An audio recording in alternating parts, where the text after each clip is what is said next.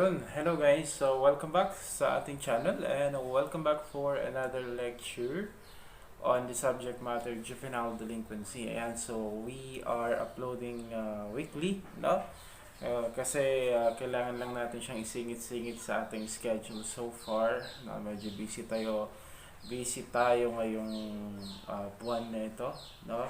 So ayan, hindi pa rin natin kakalimutan syempre mag-upload at mag-lecture dito sa mga criminology subjects natin. And today, we are scheduled to talk about our continuation on the subject matter juvenile delinquency. No? So specifically, we are going to discuss yung tinatawag nating juvenile management or how should we manage juvenile delinquents in terms of the process on how we arrest those individuals who are involved, those juveniles who are involved into delinquent acts. No, what would be the remedy? Although we made a discussion already relative to the so-called juvenile prevention, something like that. No, ito is a continuation lang, no? So it's important, no, that you as a future law enforcer should be familiar with regards to how should we treat, no, paano dapat natin tratuhin ang mga juvenile delinquent kasi nga 'di ba, alam natin that it is of course the policy of the state, no, to protect the member of the society, everyone, and mas lalo na, no, our law and our constitution gives the how do you call this, gives priority, no, to the welfare of children, no. Kumbaga sa ating constitution sinasabi niya that everyone in the society deserves to be protected by the government, no? At mas lalo na of course, no, mas mataas nga ang emphasis with regards to protection doon sa mga ating mga kabataan. Kaya nga meron tayo ng concept na tinatawag nating parents patriae, no? That's one of the idea, or in fulfillment with the wishes of our constitution. Now, when it comes to protection, no, and also the enforcement, no, of this different law and those that are prescribed under the Philippine Constitution and other sources of sources of law that we have. No, it is of course no other than the law enforcer. No, sila yung kumbaga prime mover, no, with regards to this issue. No, kung may huhulihin na bata, sila agad sila yung tatawagin. No, kung may nagwawalang bata, sila yung tatawagin. Kapag merong nabiktima, no, ng krimen na isang bata, police ang tatawagin. That's why it's very important that you should be familiar with regards to juvenile management para pag kayo na, no, yung nandoon sa position kumbaga where you will be dealing with these different individuals, especially CICL, at least you have an idea, no, what should you do. Okay, so without further ado, no, let's jump into our discussion. So first, no, we will talk about the so-called important terms, no, bago natin talakayin yung mga iba pang concept ng ating pag-aaralan ngayong araw. We should be familiar with regards to the different terms such as children. Well, if this is your first time listening to our lecture in juvenile delinquency, probably the term children is still new to you. But if this is no longer your first time, you should know by now already what is the definition of the term children. No? So we have there, no, on our references, no, children is defined as a person below 18 years of age. No? So, ang sabi dito guys sa ating batas, no, ang matatawag nating children is those are those person who is, no, below 18 years of age. Ibig sabihin guys, mas mababa siya ng 18. Like for example, you are 17 years old today, you are a child, or you are children. You are a child, no, they are children. So ganun yun, no? Below 18, children pa rin silang may tuturing, no? And if they are 18 and above, then they are already no longer considered as a child, no? So any person who is below 18 years of age, he is considered as a child, no? Why is it important? Because of course, in identification of criminal responsibility, it's very important that we should know when we are dealing with children, kasi iba yung treatment, no? Iba yung treatment natin sa mga bata at iba yung yung treatment na ibibigay natin sa mga adult offender. That's why upon responding, if you have a suspicion that indeed the victim or the perpetrator is a minor or is a child, no, you should make a proper, or you should immediately make a proper arrangement to that, no? So that's how important, no, knowing first whether the victim or the perpetrator is a child or not, no? So that's for child or children, no? Well, in other law, no, meron tayong mga ibang references wherein they have an additional definition to the term children, no? It involves those person above 18 years old but cannot fully take care of themselves, no? So for example, he is 20 years old pero yung kanyang mental capacity, emotional capacity is equivalent to that of a 6 years old, a 7 years old, no, something like that. They will still be considered as children, no, for these purposes, no, para sa purposes of determining their liability, no, or the liability of their victimizer, no. So that is with regards to children. Another term that we should be familiar of is yung tinatawag natin children in specially difficult situation, no, CEDS, no. Actually, no, with the Republic Act 9344, no, we have they have redefined the term children in specially difficult situation into child at risk, no? So ang bagong katawagan dyan, guys, is no longer CEDS or children in special difficult situation, but rather they are now considered as child at risk. So we have different types or forms of child at risk. Now we have abandoned, neglected, sexually abused, physically abused, psychological abuse, exploited child, and so on. So we're going to discuss them one by one. Pero teka lang, ano nga ba yung tinatawag natin children and especially difficult situation, or yung mga tinatawag natin child at risk, no? So ito yung mga bata, guys, that they are abandoned. Yan yung mga criteria natin dyan sa baba, no? Or these are individuals that are put into situation that their growth, normal growth, could be put at risk, no? For example, you are an abandoned child, no? Pag ikaw ay iniwan ng iyong magulang, no, without a provision, without a way, or without a guaranteed way of providing, no, for your provision, like wala kang matirhan, wala kang pagkain, wala kang pera pambili ng pagkain, something like that, na walang mag-aalaga sa'yo. So what would be the impact of that to the children? So first, kaya nga sinabi natin child at risk, no? Pag sinabi natin child at risk, it does not mean that the children is already in conflict with the law. Hindi po yun. Magkaiba po yung CICL sa child at risk. Pag sinabi natin child at risk, yun yung katawagan lang natin when the child is put in a situation or circumstances where he is very prone to criminality, either as a victim or as an offender. So we have, for example, being a street child, no? Yung halimbawa is batang lansangan, okay? So kapag ikaw ay batang lansangan, you will be considered as child at risk for reasons that syempre pwedeng ikaw ay mabiktima ng mga ibang kriminal, or pwedeng ikaw ay mahawaan, no? Hindi parang matuto, no, sa mga masasamang gawain. So both inside, whether there is a possibility that you will become a victim, or there is a possibility that you will learn some criminal skills and so on, you are considered as child at risk. Child at risk for being a victim or being a perpetrator. That's why. no? So marami nga tayong uri ng mga child at risk, no? Unang-una diyan yung tinatawag nating abandoned child. Where can we say that the child is an abandoned child?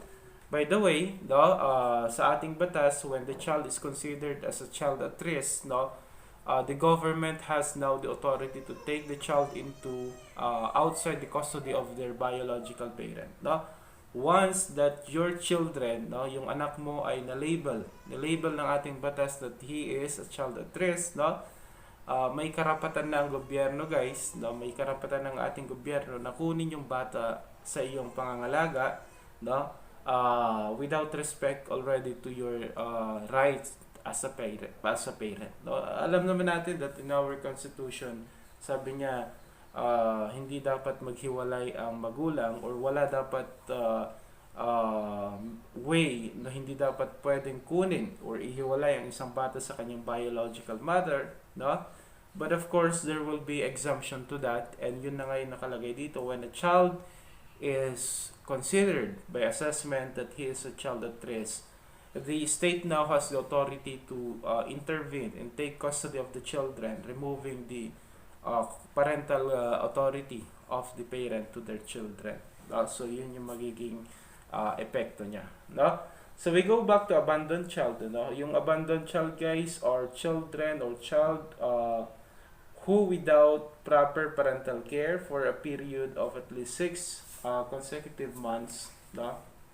So yun yung mga masasabi nating abandoned child, no? Kapag ang isang bata, guys, ay iniwan ng kanyang magulang, no, na kung saan is wala man lang binigay, kumbaga, para siya ay makapag-survive, no, in terms of financial, in terms of food supply, in terms of clothing, something like that. Kumbaga, basta na lang siyang iniwan, no? Iniwan sa isang lugar at hindi na binalikan, no? For a period, may period yan, like for example is 6 months, no?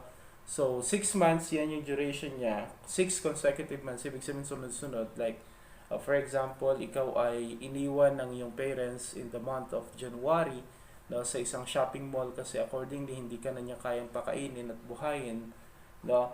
So if that reaches until June, no, hindi ka pa rin binalikan ng magulang mo, no, you will now be considered as an abandoned child, and you will be labeled as a child at risk. Whatever, no, the rights that your parents has to you as being their biological parent, no, will be removed by the law, no, will be removed by our law.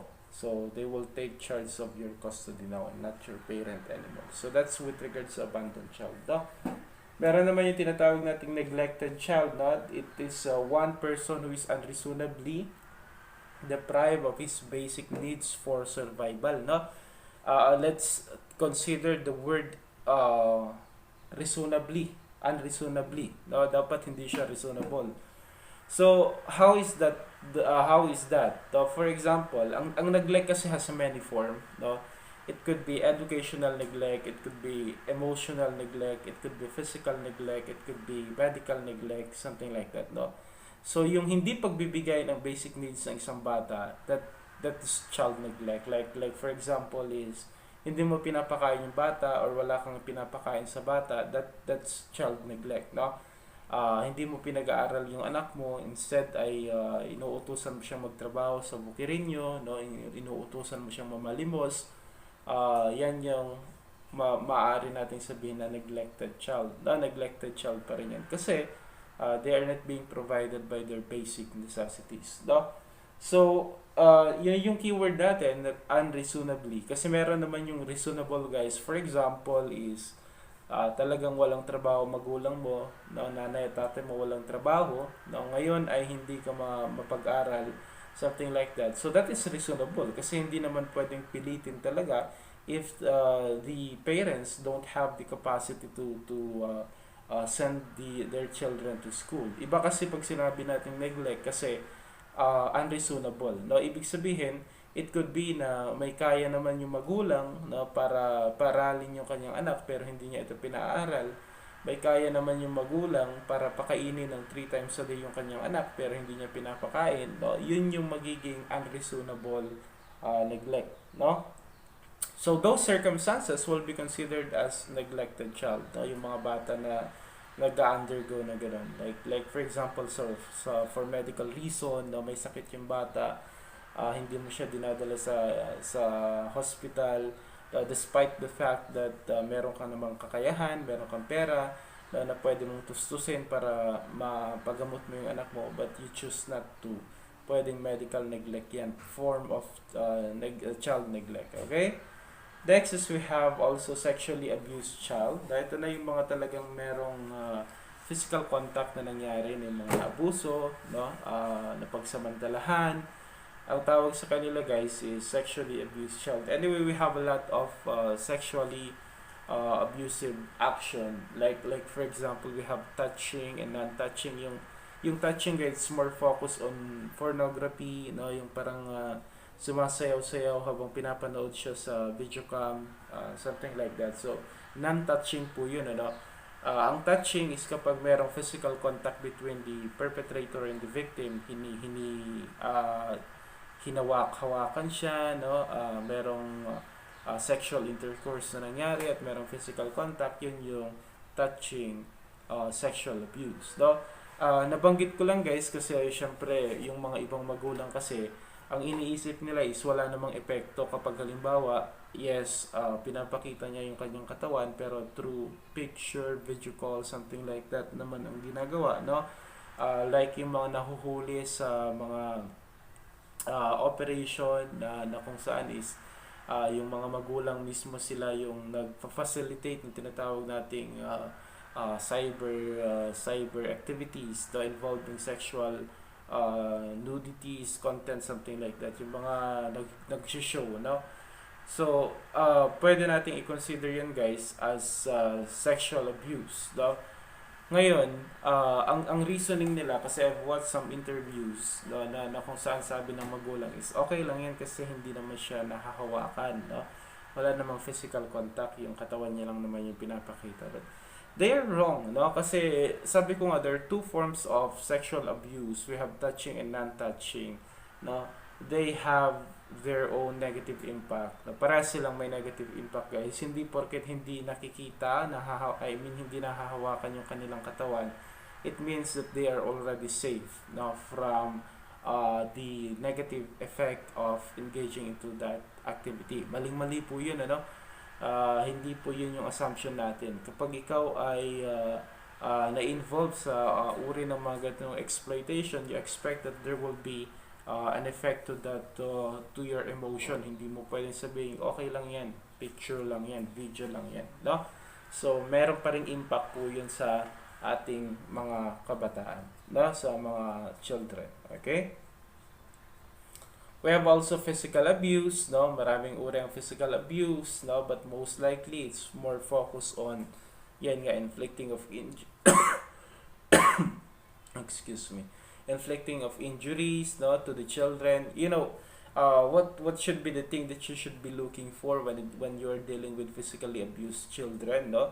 You should look into signs, no, ng tinatawag nating signs of physical abuse. Kasi minsan may mga circumstances na yung bata, no, nagkakaroon ng injury dahil sa, let's say, kalikutan niya, no, nagkaroon siya ng sugat sa ulo, nagkaroon siya ng bali, no, nagkaroon siya ng pasa, no, bukol, something like that. So, it's possible that of course that could happen, especially for children who are very active in playing, no, running around, something like that. Pwedeng ma-engage sila into some accident, no? But there's something that you can do in order to distinguish whether the injury that was received by a certain child is indeed how do you call this, accidental, or is it intentional, no? So may mga paraan tayo dyan para malaman natin, okay? Now, for psychologically abused children, ito naman, it's more focused doon sa mga bata na laging sinisigawan, laging minumura, laging pinapagalitan. That could be psychologically abusive, no? The sad fact about psychologically abused child is that they don't show often their feeling. Now, hindi nila masyadong pinapakita yung kanilang nararamdaman. That's why we might think that sometimes, yeah, it's okay lang sa kanya yun, okay lang naman na tinawag ko siyang gano'n. Yun pala, deep down is hindi okay sa kanya. So, that's the problem with regards to that. But still, no, emotional abuse pa rin yun. Marami tayong mga uri ng emotional abuse, no? But then, of course, we know that it is emotional abuse already when it involves traumatizing experience, especially onto the emotion of the children. And lastly, we have also exploited child, no? Pag sinabi natin guys na exploited child, ito yung mga pinilit na kanilang mga parents or guardian to engage or indulge into activities, no? Endanger his moral, emotional, something like that. For example is, ginagamit mo yung bata na mag-deliver ng drugs, ng mga illegal substances, no? Exploited child po yan, ang tawag natin dyan. No? So there are specific or additional punishment to this, no? Kapag gumamit ka ng bata sa pag-commit mo ng crime, mas tataas lalo ang yung magiging kaparusahan. So that's with regards to those terms. Now, another terms is yung mga tinatawag nating children in situation of armed conflict, ano? Yung mga dispersed children na kung saan is kapag nagkagera sa kanilang lugar, no, ang pinaka-apektado dyan is of course the children, no? That's why our government had devised or formulate sila ng way on how they would deal with children who are victim, no, of the so-called armed conflict. Like for example, what happened in Marawi, no? So ang daming bata doon sa bayan na yun. So ano ba yung ginawa ng gobyerno para nang sa ganun ay babawasan yung traumatizing experience ng mga bata doon, no? Something like that. So we have also delinquent youth, working youth offender, working child, and juvenile justice system. I'm no longer going to discuss more in that because we always talk about that naman, delinquent youth, youth offender, and working children. Okay? For the last topic, we have here the management of children, especially difficult situation or circumstances. As we have mentioned, this is now the child at risk. So how do we deal with them? As I mentioned, child at risk does not mean that they are engaged into committing crime. Hindi ibig sabihin na pag sila ay labeled as child at risk, no, sila ay meron na nagawang krimen. No, that's not the idea. Rather, no, mga ganyang uri, no, ng mga kabataan ng kinasangkutan natin o ang nakaharap natin, no, we must remember that what should be the focus of the program, kung meron mang program na gagawin ng law enforcement, the focus should be on the removal of the so-called environmental hazards. Kasi, as we are discussing or progressing in the discussion to juvenile delinquency, I made mention that crime is multifactorial, Sometimes it could be caused by the social environment of the child, no? Bakit nga ba yung isang bata napapariwara yung kanyang buhay, bakit siya nag-commit na ngayon ng crime, nang-i-snatch, natuto na siyang mag-snatch, mag-akyat bahay, something like that. So what could be the possible reason for that? What could be the possible reason? We try to study the circumstances and we try to prevent or create a program, that is geared towards, of course, the removal or control of those environmental hazards. Such as, for example, if the reason kung bakit maaaring matutong gumawa ng krimen ng isang bata is dahil sa maraming mga gangs na nandyan, na maraming mga organization ng mga youth gangs na kung saan lagi silang nagrarayot, lagi silang napasasangkot sa gulo, at minsan sila ay nasasangkot pa sa criminality such as pagnanakaw, things like that. So what should we do?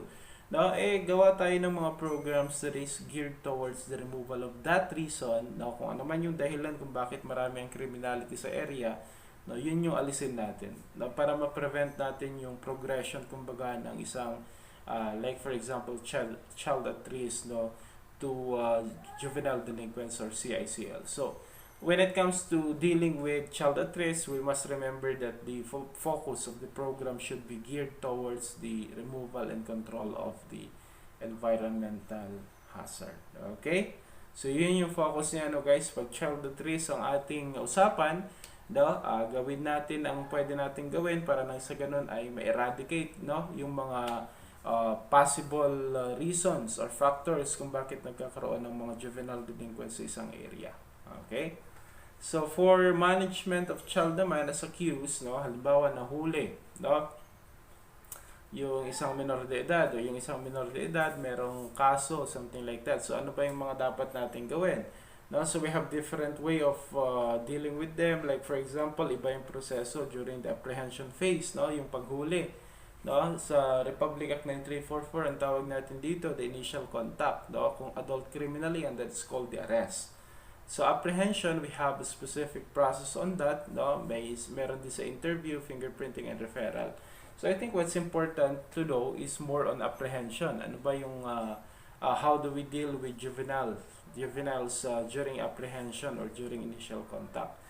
So our aim, no, when we are dealing with juvenile, no, during the conduct of arrest, no, something like that, or initial contact with the child, no, we should do our very best, no, to make the arrest less traumatic as much as possible. Ibig sabihin, guys, let us not traumatize the children. No? Kapag i-arrest natin sila, let's make sure that we should do it in a very humane way, no, sa sobrang makataong pamamaraan, no, at kung saan is ito ay mag-iiwan ng magandang memory, no, kumbaga kasi nga 'di ba sabi natin less traumatizing. So hindi yung po pwede yung punta ka doon, may dala-dala kang M16, no, something like that, tapos galit na galit kapag pupuntahan mo siya. It's not like that, guys, kasi it's traumatizing, and you know naman that the emotion of children are still very fragile, no? So pwede silang matuto na gumawa, or pwede silang matuto ng mga bad behavior because of that experience. So what you should do is we try to do our very best in order to deal with these children in the most lenient way and humane way as much as possible. So that's with regards to apprehension. Let's not make it traumatic. Ano? Paano ba yung mga method natin para nang sa ganun ay magawa nating less traumatic? For example, kapag magsiserve ka ng warrant of arrest, should you be in your proper uniform? Should you carry firearms or not? Now, syempre, pag nagdala ka ng baril, nakasuot ka ng pulis, nakasuot ka ng uniforme ng pulis, at pumunta ka sa isang bahay ng isang kabataan, at kinausap mo siya doon, of course, that's traumatic. Matatakot sa yung bata, mapapahiya siya sa community, something like that. So, when we are serving warrant of arrest, what we must remember is that we should be in plain clothes. So, dapat naka-plain clothes tayo, hindi po yung uniforme ng kapulisan, at hindi po kahit anong uniforme na magsasuggest na ikaw ay miyembro ng kapulisan. Why? As I've stated, we are going to make it less traumatic as much as possible. No, hindi natin siya ito-traumatize kasi hindi natin alam yung magiging impact nito sa bata. No? So another thing is that we should avoid using yung mga vulgar words. No? Hindi dapat natin sila pagbuburahin, pagalitan, sermonan, no? Something like that. Dapat lenient lang tayo when we are dealing with them. Kasi again, what we are looking for during the apprehension phase is we must make the way on how we deal with juvenile delinquents in a less traumatic way as much as possible. So, plain clothes, no, usually kapag kailangan mong kunin yung bata, no, hindi mo naman siya pwedeng pusasan, bawal pong pusasan ng bata, it's traumatic, no.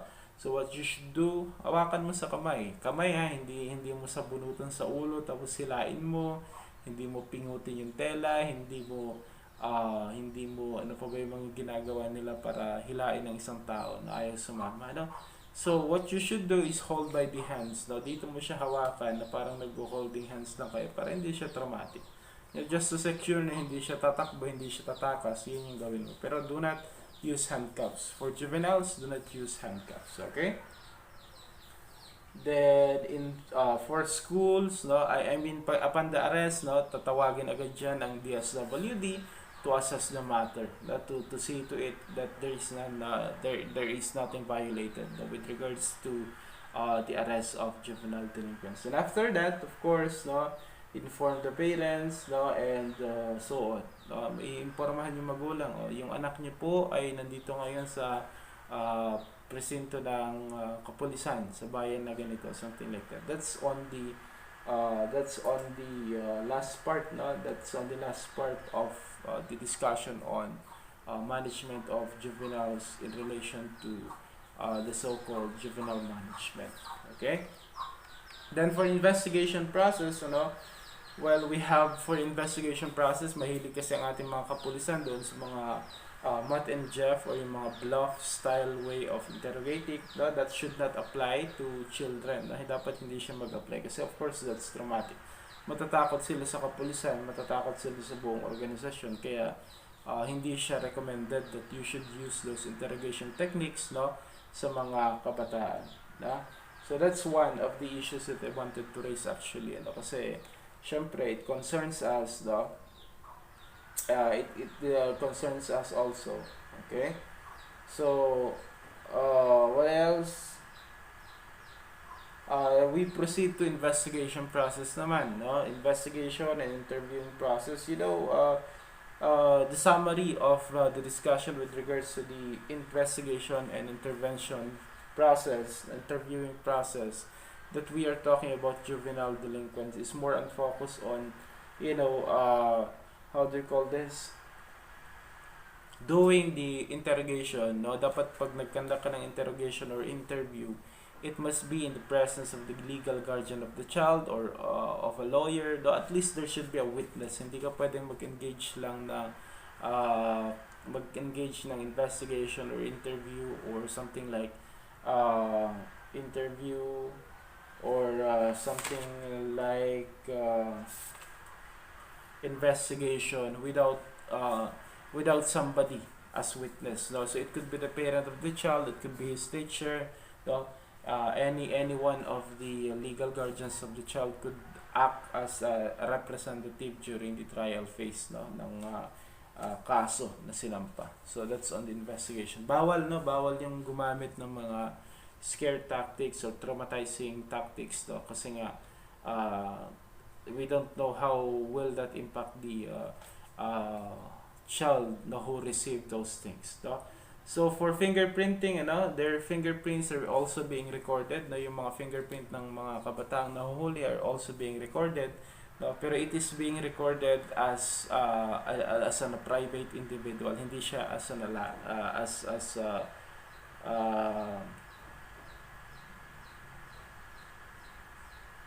hindi siya kumbaga may re-record as how do you call this, as a criminal, no? So pag ikaw ay teenager na huli ng kapulisan, there's still a need for you to undergo the fingerprinting process or the booking process, no? But then yung fingerprinting will not be recorded as a criminal record, no? It will only be recorded as a private record. I mean as a civil record of yours, no? Para lang may pagkakakilanlan ka, may hawak silang file about you. Hindi siya ipa-file doon. It's on a separate filing system ang fingerprinting records or fingerprint records ng isang CICL. Whether or not he committed the crime or not, separate ang kanyang record. Okay? And lastly, we have referral. Well, for referral, we have only three playing parang agencies or offices na pwede natin pag-referral. Of course, the DSWD, no, when the law enforcer receives a complaint about these things, no, i-refer muna nila yan, of course, kapag nahuli na kumbaga yung bata, no, they will refer the matter to the DSWD para they will assess or they will do their job, whatever their job about CICL was, no. So yun yung gagawin nila, no. Ngayon, if there are cases na sinampa sa ating sa offices ng kapulisan, no, they would make a referral again that it should undergo first yung nandun sa kumbaga barangay level, no, something like that. So doon lang naman umiikot yung cases natin with regards to CICL. Okay?